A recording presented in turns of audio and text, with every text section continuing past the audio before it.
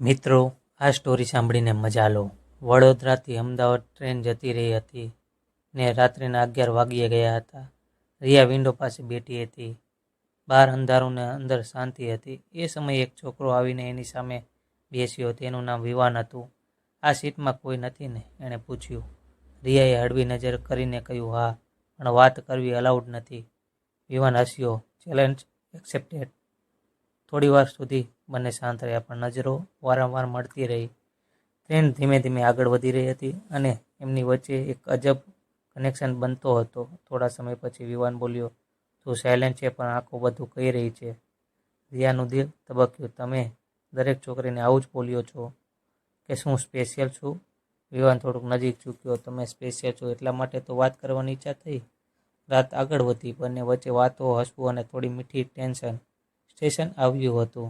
રિયાએ ધીમેથી કહ્યું, આપણે ફરી મળીશું? વિવાન સ્મિત કરીને બોલ્યો, જો ડેસ્ટિનીમાં હશે તો જરૂર મળશે. ટ્રેન ઊભી રહી, પણ દિલમાં એક નવી સ્ટોરી શરૂઆત થઈ ગઈ હતી. ટ્રેન સ્ટેશન પર ઊભી રહી. લોકો ઉતરવા લાગ્યા. રિયાએ પાછળ ફરીને જોયું, પણ વિવાન ક્યાંય દેખાતો નહોતો. એ આમ જ ગયો. એના દિલમાં અજીબ ખાલીપો લાગી ગયો. દિવસો પસાર થયા, પણ એ રાત અને એ અજાણ્યો છોકરો ભૂલાતો નહોતો. એક દિવસ રિયા કેફેમાં બેઠી હતી. મોબાઈલમાં એ જ જૂની ફોટો જોઈ રહી હતી. એ સમયે પાછળથી અવાજ આવ્યો, સ્ટીલ મિસિંગ મી? રિયાનું દિલ ધબકતું થઈ ગયું. એણે પાછળ જોયું. વિવાન સામે ઊભો હતો. તમે અહીં? રિયા આશ્ચર્યથી બોલી. વિવાન હસ્યો. ડેસ્ટિની યાદ છે ને? એણે ધીમેથી કહ્યું, હું ગયો જ નહોતો.